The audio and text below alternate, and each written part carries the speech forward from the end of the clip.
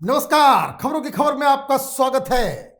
सुशांत सिंह राजपूत की मौत की मिस्ट्री में सीबीआई चुप है, एनसीबी चुप है, लेकिन आज एक ऐसा फैसला हुआ है जिससे सुशांत सिंह राजपूत की मौत की मिस्ट्री की गुत्थी खुल सकती है, क्योंकि महाराष्ट्र की सरकार ने, वहां के गृह मंत्री देवेंद्र फडणवीस ने दिशा सालियान की मौत के ऊपर एक एसआईटी के गठन का निर्देश दिया है। काफी बवाल मचा। वो बवाल इसलिए क्योंकि नागपुर में महाराष्ट्र विधानसभा के शीत सत्र में 4 दिनों तक बवाल मचता रहा। लोग सवाल उठाते रहे कि दिशा सालियान की मौत के मिस्ट्री में अब तक कोई जांच क्यों नहीं हुई है, उसका सही सच वो दुनिया के सामने क्यों नहीं आया। और लगातार उद्धव ठाकरे और कांग्रेस पार्टी एनसीपी के तरफ से इसका विरोध होता रहा, लेकिन आखिरकार आज देवेंद्र फडणवीस ने कहा कि दिशा सालियान की मौत की जांच नए सिरे से शुरू होगी, एक एसआईटी की जांच करेगी। और अब तक मुंबई पुलिस इसकी जांच में लगी हुई थी, लेकिन जांच भी ऐसी कि जो कई सारे सवालों के घेरे में। दिशा सालियान की मौत कहां हुई, कब हुई, कैसे हुई, वो सब बहुत सारे सवालों के घेरे में था। लेकिन जो पोस्टमार्टम दिशा सालियान की डेड बॉडी की हुई, या फिर जिस तरीके से ये सारा काम किया गया, उसका कोई वीडियो फुटेज ही नहीं है। कहां गायब हो गया दिशा सालियान के अपार्टमेंट के तमाम सीसीटीवी के फुटेज, कैमरा सहित, तार सहित, उसके रिकॉर्डर सहित किसने गायब कराया?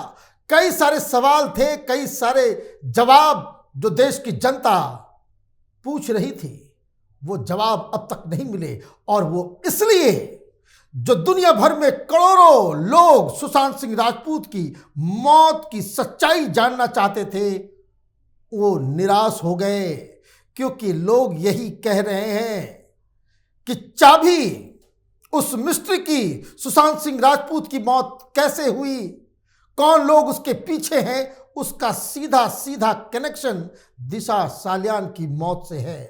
क्योंकि आरोप ये लग रहे हैं कि उद्धव ठाकरे सरकार ने ही इस सच को दबाने के लिए अपना राजनीतिक दम, ताकत, पावर का इस्तेमाल किया और मुंबई पुलिस दिशा सालियान के केस को बाकायदा ठंडे बस्ते में डाल दिया।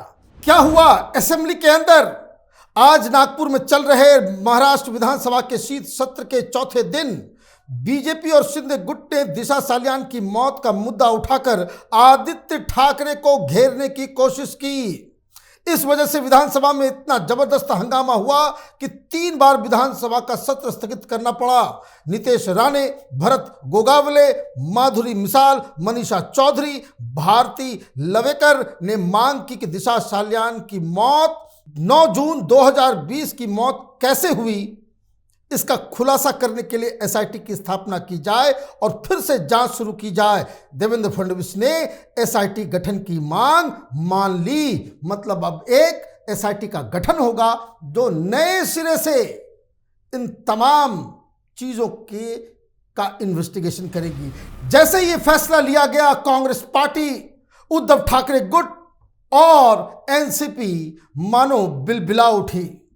अजीत दादा, अजीत पवार, बड़े नेता एनसीपी के, वो बाहर आकर के कहे कि देखिए ये इस पे राजनीति हो रही है, ये सीबीआई की जांच ऑलरेडी हो चुकी, सीबीआई की जांच से कुछ नहीं निकला। लेकिन ये छलावा, इस तरह के बयान देकर अजीत पवार खुद ही उसको कहते हैं कि अपने ही जाल में फंस गए।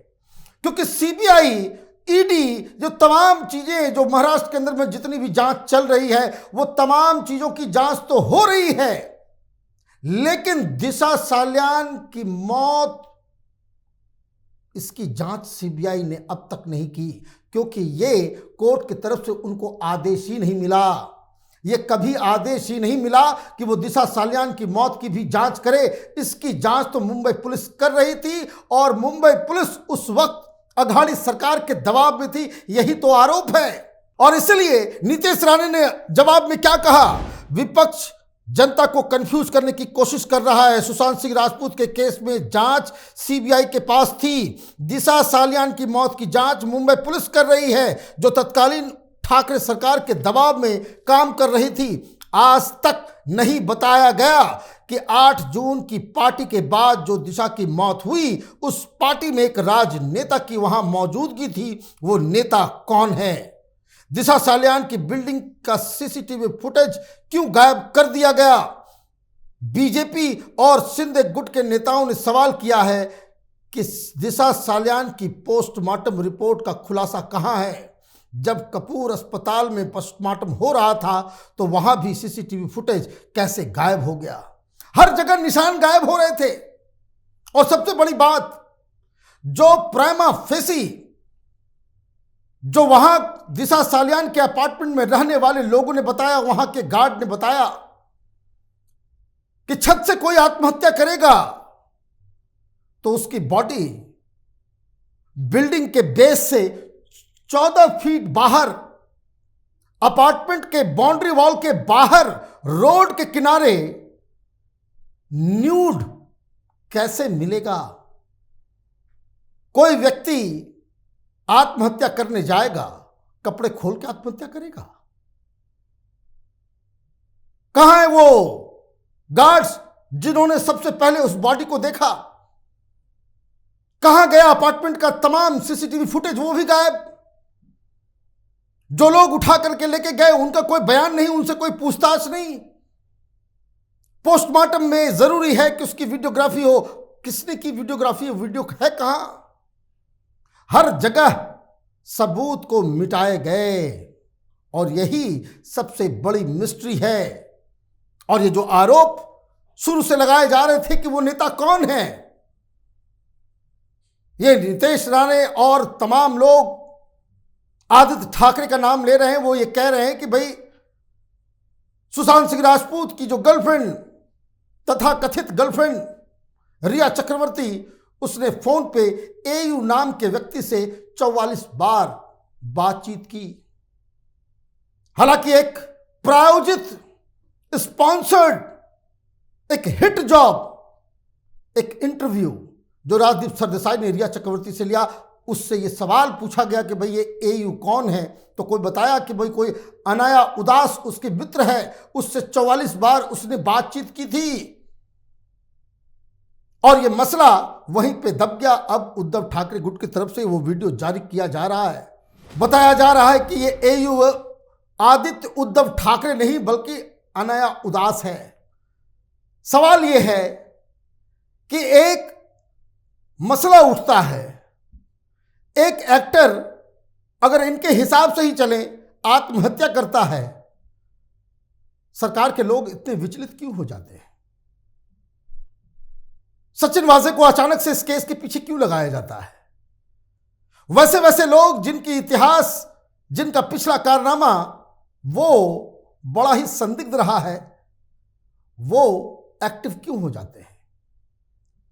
टीवी पे ब्रेकिंग न्यूज चल रही है कि सुशांत सिंह राजपूत मृतक पाए गए, कोई पोस्टमार्टम नहीं, लेकिन होम मिनिस्टर टेलीविजन पे आकर के ये क्यों कह रहा था कि आत्महत्या है? वो पुलिस वाले क्यों आकर के कह रहे थे भाई आत्महत्या है? आत्महत्या है या हत्या है, ये तो कुछ इन्वेस्टिगेशन के बाद ही पुलिस बताती है। होम मिनिस्टर वो सामने आकर के क्यों चीखने चिल्लाने लगते हैं कि भाई ये तो आत्महत्या है, और इस सारी चीजों को हड़बड़ हड़बड़ करते हुए आपने सब कुछ जो है वो खत्म कर दिया। मौत के 48 घंटे के बाद जो क्राइम सीन है, उस क्राइम सीन को आपने पूरी तरीके से बदल दिया। घर की व्हाइट वॉशिंग हो गई, पुलिस वाले सो रहे थे। जहां किसी की एंट्री बैन थी, वहां आपने सारे घर के फर्नीचर और ये सारी चीजों को जो है आपने पोंछ पाछ के बराबर कर दिया। इतने बड़े एक्टर की मौत हुई है और क्राइम सीन नहीं बल्कि कोई सब्जी बाजार बन गया हो, इस तरह की चीजें हुई, आपने किसी के खिलाफ एक्शन क्यों नहीं लिया? कई सारे सवाल जो शुरुआत से ही उठ रहे थे। और सबसे बड़ी बात, जो बीजेपी और शिंदे गुट की तरफ से कहा जा रहा है, ये सोचने वाली बात है। क्या कह रहे हैं ये लोग अब ये कह रहे हैं कि अगर किसी राजनेता की कोई संलिप्तता नहीं है तो विपक्ष को एसआईटी जांच फिर से कराए जाने पर आपत्ति क्यों है। सच सामने आने दिया जाए। बिहार पुलिस ने भी सुशांत की जांच में जो उसकी गर्लफ्रेंड रिया चक्रवर्ती के फोन पर एयू नाम के 44 कॉल्स आए थे, वह नाम आदित्य उद्धव ठाकरे होने की आशंका जताई थी। लेकिन सच्चाई सामने आना जरूरी है। जब तक एसआईटी की जांच की गठन की मांग स्वीकार नहीं हो जाती, कामकाज नहीं होने दिया जाएगा। ये दबाव, ये दलील दी जा रही थी। और क्या जरूरी है, क्या जरूरत है, अगर ये एयू अनाया उदास है तो ये उद्धव ठाकरे गुट को रिया चक्रवर्ती के उस वीडियो को, उस तथाकथित प्रायोजित इंटरव्यू का वो हिस्सा सोशल मीडिया में डालने की आवश्यकता क्यों है। कई सारे सवाल अपने आप खड़े हो रहे हैं। दिशा सालियान की मौत कई सारे सवालों के घेरे में है शुरू से ही, चूंकि वो बहुत ही क्लोज थी रिया चक्रवर्ती की भी और सुशांत सिंह राजपूत की भी।